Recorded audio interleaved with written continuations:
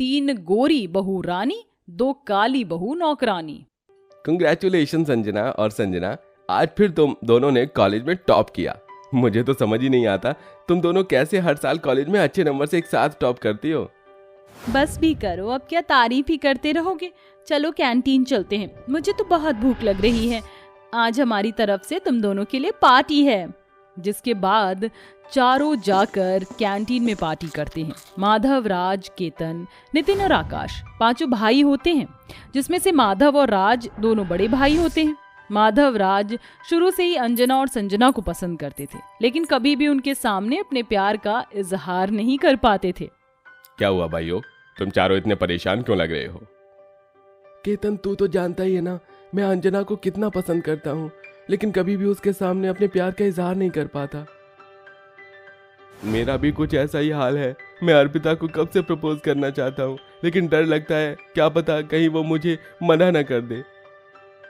भाइयों, हम 5 ही प्यार में डूबे हुए हैं और हम 5 ने अपने प्यार का इजहार नहीं किया। लेकिन टेंशन की कोई बात नहीं है, हम 5 का कॉलेज खत्म होने वाला है और उसके बाद हम सबको अपनी ड्रीम जॉब मिलने वाली है। जॉब लगते ही हम इन 5 को प्रपोज कर देंगे। मुझे पूरा यकीन है कि वो हम 5 को मना नहीं कर पाएगी। किशन की बात सुनकर चारों भाई बहुत खुश होते हैं और कॉलेज के खत्म होने का इंतजार करते हैं। कॉलेज के खत्म होने के बाद 5 भाई की उनकी ड्रीम जॉब मिल जाती है और एक दिन आखिरकार 5 भाई अपनी मनपसंद लड़कियों को प्रपोज कर ही देते हैं। आकाश, नितिन और केतन सेजल, अर्पिता और अमृता नाम की लड़कियों को प्रपोज करते हैं।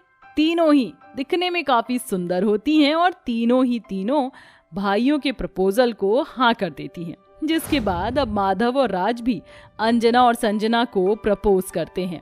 हम भी तुमसे बहुत प्यार करते हैं, लेकिन तुम दोनों ही जानते हो, अंजना और मैं रंग रूप में काले हैं। क्या तुम्हारी माँ को हम दोनों पसंद आएंगे? अर्पिता, अमृता और सेजल दिखने में बहुत सुंदर हैं, तो इसलिए तुम्हारी माँ उन्हें पसंद करेगी। लेकिन क्या वो हमें पसंद करेंगी? उसकी फिक्र मत करो, हमारी माँ हम 5 भाई से बहुत ज्यादा प्यार करती है। मुझे पूरा यकीन है वो शादी के लिए जरूर हाँ करेगी। राज और माधव की बात सुनकर अंजना और संजना दोनों ही बहुत खुश होती हैं। जिसके बाद 5 भाई जाकर अपनी माँ मालती से अपनी मनपसंद लड़कियों के बारे में बताते हैं। आकाश, नितिन और केतन की शादी के लिए तो मालती मान जाती है, लेकिन संजना और अंजना के काले रंग की वजह से वो राज और माधव को उनसे शादी करने के लिए मना कर देती है। अंजना और संजना दोनों ही बहुत अच्छी हैं, आप उनका रंग मत देखिए, उनका दिल देखिए। अगर हम शादी करेंगे तो उनसे ही करेंगे, वरना हम किसी और से शादी नहीं करेंगे। अपने बेटों की जिद के सामने मालती को हार माननी पड़ती है। जिसके बाद मालती अपने 5 बेटों की शादी उनकी मनपसंद लड़कियों के साथ करवा देती है। शादी के बाद मालती अपनी 5 बहुओं का गृह प्रवेश करती है। मेरी 3 गोरी बहुएं कितनी ज्यादा सुंदर लग रही हैं। आज तुम तीनों को मेरी ही नजर न लग जाए। आ जाओ, मैं तुम तीनों की नजर उतार देती हूँ। इतना कहकर मालती अपनी 3 गोरी बहुओं की नजर उतारती है। अमृता और अर्पिता, सेजल, तुम तीनों जाकर आराम कर लो, काफी थकी हो। नितिन, केतन, आकाश, अपनी अपनी पत्नियों को उनके कमरे में ले जाओ। तीनों भाई अपनी पत्नियों को अपने कमरे में ले जाते हैं। जिसके बाद माधव और राज भी संजना और अंजना को अपने कमरे में ले जा रहे होते हैं। माधव और राज, तुम अपनी पत्नियों को लेकर कहाँ जा रहे हो? तुम्हारी पत्नियां कहीं नहीं जाएंगी। अंजना और संजना, तुम दोनों जानती हो शादी के घर में कितना काम होता है। किचन में ढेर सारे बर्तन जमा किए हुए हैं और इस उम्र में मुझसे तो बर्तन धुले नहीं जाएंगे, तो तुम दोनों जाकर वो सारे बर्तन धो दो। माँ, ये आप कैसी बातें कर रही हैं? आज हमारी सुहाग रात है और आज के दिन आप हमारी पत्नियों से काम करवा रही हैं। शर्म नहीं आती तुम दोनों को अपनी माँ के सामने अपनी सुहाग रात की बातें करते हुए? तुम दोनों की अब शादी हो चुकी है, तुम्हारी पत्नियां तुम्हें कहीं छोड़कर नहीं जाएंगी। अगर आज नहीं बनी तो कल बन जाएगी सुहाग रात, ठीक है? तुम दोनों जाओ अपने कमरे में और तुम दोनों चलो मेरे साथ किचन में। मालती संजना और अंजना को अपने साथ किचन में ले जाती है। संजना और अंजना किचन में बर्तनों के लगे ढेर को देखकर हैरान रह जाती हैं और दोनों ही शादी के जोड़े में ही देर रात तक बर्तन धोती हैं। जिसके बाद दोनों बहुएं आकर सो जाती हैं। सुबह होने के बाद तीनों गोरी बहू उठकर नहा धोकर अच्छे से तैयार होकर नीचे आ जाती हैं, लेकिन वहीं अंजना और संजना को उठने में काफी देरी होती है। मेरी तीनों गौरी बहू उठ गई। तुम तीनों तो इन साड़ियों में काफी ज्यादा सुंदर लग रही हो, लेकिन ये दोनों कहाँ हैं? कहीं दिखाई नहीं दे रही। माँ जी, वो दोनों तो अभी तक सो रही हैं। आज तो उनका ससुराल में पहला दिन है और वो दोनों अभी तक आराम फरमा रही हैं। मालती जोरों से चिल्लाकर अपनी दोनों काली बहुओं को आवाज देती है। अपनी सास की चिल्लाने की आवाज सुनकर दोनों बहुएं घबरा कर उठती हैं और जल्दी से तैयार होकर नीचे आ जाती हैं। उठ गई दोनों महारानी, इतनी जल्दी क्यों उठ गई? सो जाती है अभी थोड़ी देर और। तुम्हारा ससुराल थोड़ी ना है, ये तो मायका है ना। माँ जी, देर रात तक बर्तन धोए थे, देर से सोने की वजह से सुबह आंख नहीं खुल पाई, लेकिन हम कल से समय पर उठ जाएंगे। एक बात तुम दोनों कान खोलकर सुन लो, तुम दोनों भले ही दुनिया की नजरों में इस घर की बहुरानी हो, लेकिन मेरी नजरों में हमेशा नौकरानी रहोगी। तुम जैसी काली लड़कियों की औकात तो मेरे घर में नौकरानी बनने की भी नहीं है, लेकिन अपने दोनों बेटों की वजह से मुझे इस शादी के लिए हाँ करना पड़ा। तुम दोनों की औकात इस घर में सिर्फ नौकरानी की है। अपनी सास की बात सुनकर संजना और अंजना की आंखों में आंसू आ जाते हैं।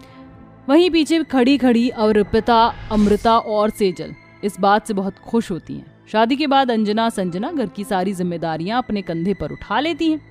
वहीं अर्पिता, अमृता और सेजल तीनों ही पूरे दिन सिर्फ शॉपिंग, घूमने फिरने में ही अपना दिन निकाल देती, लेकिन मालती उन तीनों को कुछ नहीं कहती। मालती हमेशा अपनी दोनों काली बहुओं को उनके रंग के लिए ताने देती। पूरा दिन रोज घर में काम करने की वजह से अंजना और संजना की तबीयत खराब रहने लगती है, जिसके चलते माधव और राज उन्हें डॉक्टर के पास लेकर आते हैं। इन दोनों की तो तबीयत बहुत खराब है, इन्हें रेस्ट की बहुत जरूरत है। तभी दोनों भाई अपनी अपनी पत्नियों को घर लेकर आते हैं और अपनी माँ से कहते हैं, अंजना संजना की तबीयत ठीक नहीं है, डॉक्टर ने इन्हें बेड रेस्ट सजेस्ट किया है। जब तक ये दोनों ठीक नहीं होती, आप घर के काम भाभी से करवा लेना। इन सब के बावजूद भी मालती संजना और अंजना से काम करवाना बंद नहीं करती, जिससे अंजना और संजना की तबीयत और खराब होती है और वो दोनों बेहोश होकर नीचे गिर जाती हैं। माधव और राज अपनी पत्नी को हॉस्पिटल लेकर जाते हैं, जहां डॉक्टर उन्हें कुछ दिनों के लिए एडमिट कर लेता है और घर के सारे काम की जिम्मेदारी अब मालती की तीनों गोरी बहू पर आ जाती है। अमृता, अर्पिता और सेजल, अब तुम तीनों को ही घर के सारे काम करने हैं। क्या हम तीनों घर के काम करेंगी? माँ जी, आप कहीं पागल तो नहीं हो गई हो? अगर हम लोग घर के काम करेंगे तो शॉपिंग कौन करेगा, घूमने फिरने कौन जाएगा और पार्टी में कौन जाएगा? हमें घर के काम करने का कोई शौक नहीं है। आप घर के काम अपनी दोनों काली बहुओं से ही करवाइएगा। हम घर की बहू रानी है, कोई नौकरानी नहीं, समझिए आप। अपनी बहुओं की ऐसी बात सुनकर मालती को काफी बुरा लगता है और वो समझ जाती है कि उसने जो भी अंजना और संजना के साथ किया वो गलत था। जिसके बाद मालती हॉस्पिटल जाती है और संजना अंजना से माफी मांगती है। तुम दोनों मुझे माफ कर दो, तुम दोनों के काले रंग की वजह से मैंने तुम दोनों के साथ बहुत बुरा किया। मैंने अर्पिता, अमृता और सेजल को अपनी बेटी की तरह प्यार किया, लेकिन उन तीनों ने तो मेरे प्यार का नाजायज फायदा उठाया। अपनी सास को माफ कर दे। माँ जी, ये क्या कह रही हैं आप? आप हमसे बड़ी हैं और बड़े छोटों से माफी नहीं मांगते? आपने हमें दिल से बहू स्वीकार कर लिया, हमारे लिए इतना ही काफी है। मालती संजना और अंजना को अपने गले से लगा लेती है। अंजना, संजना और मालती की बात सुनकर बाकी तीनों गोरी बहुओं को भी अपनी गलती का एहसास होता है और वो भी सबसे माफी मांगती हैं। जिसके बाद पांचों बहुएं मिलकर घर की सारी जिम्मेदारी उठाती हैं और मालती अपनी पांचों बहुओं को एक सा प्यार करती है। केशव, मोहन, ऋषि 3 भाई थे, जिनकी एक काली बहन पारुल थी। तीनों भाई समय से पहले अपनी काली बहन की शादी करवाना चाहते थे, लेकिन कहीं भी पारुल का रिश्ता जुड़ नहीं पा रहा था। ऐसे ही एक सुबह बड़ा भाई केशव कॉफी बनाकर अपनी बहन के कमरे में जाता है और कहता है, पारुल पारुल पारुल उठ जा, 8 बज रहे हैं। बड़ी ही मुश्किल से तुझे देखने के लिए हमने एक रिश्ते का जुगाड़ किया है। मेरा मतलब है कि पंडित जी की ओर से एक लड़का देखा है और वो आने ही वाले हैं। हाँ तो भैया मैं क्या करूं, मुझे सोने दो। यहाँ हम इसके लिए इतने पापड़ बेल रहे हैं और इसे कोई फर्क ही नहीं पड़ता है। अभी जगाता हूँ इसको, रुको। मझला भाई मोहन पारुल की एक उंगली को कॉफी में डुबा देता है, जिससे थोड़ा जलने के कारण पारुल उठ जाती है। भैया, आप पागल है क्या? ऐसे कोई अपनी बहन को जगाता है क्या? हाँ तो क्या करें, जाते जाते माँ जो हमें तेरी जिम्मेदारी देकर गई है उसका क्या? ज्यादा जिम्मेदार बेटा बनने की आपको कोई जरूरत नहीं है। 4 दिन बाद चाचा जी के घर से घूमकर मम्मी यहाँ आएंगी और मुझे सुनाएंगी, और मुझे उनके ताने नहीं सुनने हैं। नहीं आएगी, तू जल्दी से तैयार हो जा, तेरे लिए उपटन बना दिया है, इसको लगा ले और कोशिश कर कि आज तेरा रिश्ता तय हो जाए, वरना माँ हमें भी सुनाएगी। और तेरा सूट भी प्रेस करके रख दिया है। हाँ ठीक है ठीक है। कुछ देर बाद पारुल तैयार हो जाती है। तभी लड़के की माँ रमा समोसा खाते हुए पारुल को देखकर कहती है, अरे मोरी मैया, ये तो रजनीगंधा तंबाकू की तरह कल्लो है पूरी। नहीं, मैं ऐसी लड़की की शादी अपने बेटे से नहीं कर सकती। माताजी, मेरी बहन में किसी भी तरह की कोई कमी नहीं है सिवाय रंग रूप के। देखिए, नैन नक्श तो उसके बहुत अच्छे हैं और काम भी बहुत अच्छे से संभालती है, घर का सारा काम। और नहीं भाई नहीं, ऐसी काली बीवी को हम अपने दोस्तों के आगे लेकर जाऊंगा ना तो मेरी तो जग हंसाई पक्की है। नहीं माँ, मुझे इस काली लड़की से जो है ना शादी नहीं करनी है। धत तेरी की, अब माँ हमें नहीं छोड़ेगी। बेटा यहाँ से चल। अच्छा, मेरी बहन तो आपको पसंद नहीं आई तो ये समोसा कहाँ लेकर जा रही हो? छोड़िए इसे यहीं पर। हाँ हाँ ये लो। रमा अपने बेटे को लेकर चली जाती है। इतने में दरवाजे पर खड़ी होकर निर्मला सब कुछ सुन लेती है और अपनी बेटी के सर पर टपली मारकर रह जाती है। तुम लड़के तो हो ही निकम्मे से, जो अपनी बहन का रिश्ता कहीं तय नहीं कर सकते। पता नहीं कहां से मेरी गोद में भगवान ने काली बेटी को दे दिया है। काली कलूटी सी 6 रिश्ते देख चुकी हूँ और ये 7वां था।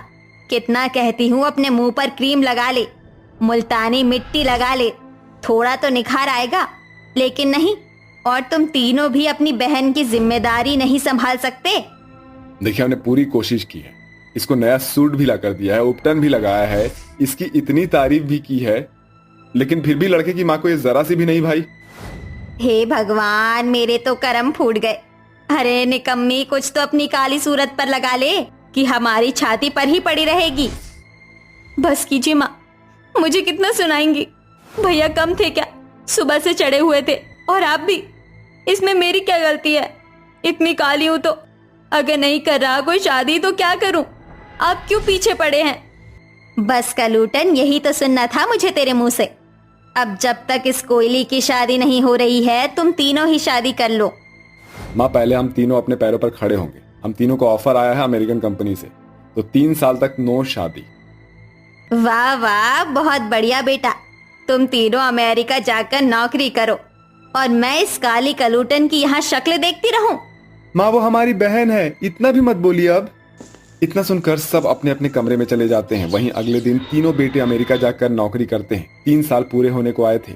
इस बीच तीनों ने अपनी पसंद की अंग्रेजन लड़की से शादी कर ली थी और अब वो अपने घर लौट आए थे। अरे वाह वाह, मेरे तीनों लड़के आ गए और अंग्रेजन बहू लाए हैं। मुझे तो तुमसे यही उम्मीद थी, गोरी मलाई जैसी बहू लाए हो। आओ आओ मेरी प्यारी बहू। नमस्ते माँ जी, मैं ओलिविया केशव जी की वाइफ हूँ। और मैं माँ जी, मैं मैडी मोहन जी की वाइफ हूँ। और भाई लागू माँ जी, मैं आपकी छोटी बहू जॉर्जिया। अरे वाह वाह, अंग्रेजी शक्ल जैसे नाम भी अंग्रेजन है। अरे माँ जी, ये हमारी नंद है ना, पारुल। हाँ हाँ, ये कल्लो माई तुम्हारी ननंद है। माँ जी, आप दीदी को ऐसे मत बोलिए, उसमें उनकी क्या गलती है? अच्छा, आते ही नंद प्यारी हो गई क्या? जाओ सब अपने कमरे में आराम करो, बहुत दूर से आए हो। फिर सब अपने अपने कमरे में आराम करने लगते हैं। अगले दिन अंग्रेजन बहू सुबह का नाश्ता तैयार कर लेती है, जिसे खाकर सास काफी तारीफ करती है और बातों ही बातों में अपनी काली बेटी को सुनाने लगती है। बस माँ, अब तो बख्श दो। नई नई भाभियों के सामने भी आप मुझे ही सुना रही हैं। हाँ तो क्या करूं? रोज तेरी शक्ल देखूंगी तो यही बोलूंगी मैं। माँ जी बस कीजिए, हम है ना, हम दीदी की जिम्मेदारी लेते हैं। देखना, बहुत अच्छी जगह से उनकी शादी हो जाएगी और हम ढूंढेंगे प्यारी नन के लिए रिश्ता। शाम को पारुल अपनी तीनों भाभियों के साथ बैठी थी, जिसमें से ओलिविया उसके सिर की चंपी कर रही थी। पारुल दी, आप माँ जी की बात का बुरा मत मानिए, सब ठीक हो जाएगा। आप बस अपना थोड़ा हुलिया चेंज कर दीजिए। बट मैं कैसे भाभी, मुझे कोई आइडिया नहीं है। डोंट वरी दीदी, हम है ना। ठीक है भाभी, और हाँ, आपकी चंपी करने से मुझे बहुत रिलैक्स मिला। Thank you, my pleasure. फिर पारुल की तीनों अंग्रेजन भाभी उसे मॉल में शॉपिंग करवाने के लिए ले जाती है। उसे शॉर्ट ड्रेस दिलाती है, फिर ब्यूटी पार्लर ले जाकर उसका मेकओवर करवाती है। तैयार होने के बाद पारुल खुद को भी पहचान नहीं पाती। Parul di, you are looking stunning in this outfit.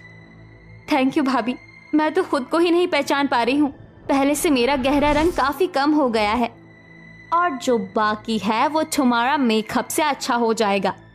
अब हम आपका अच्छा सा फोटोशूट करेंगे और शादी.com पर डालेंगे। वहाँ आपको बहुत सारे लड़कों के प्रपोजल्स आएंगे, तो उनसे बात करना। पर भाभी, क्या मैं कर पाऊंगी? डेफिनेटली।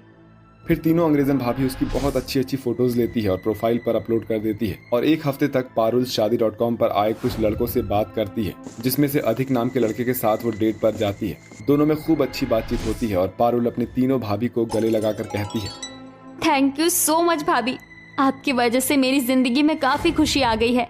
अब माँ भी मुझसे परेशान नहीं होती। जिस लड़के से मैं बात कर रही थी उसने शादी के लिए हाँ कर दिया।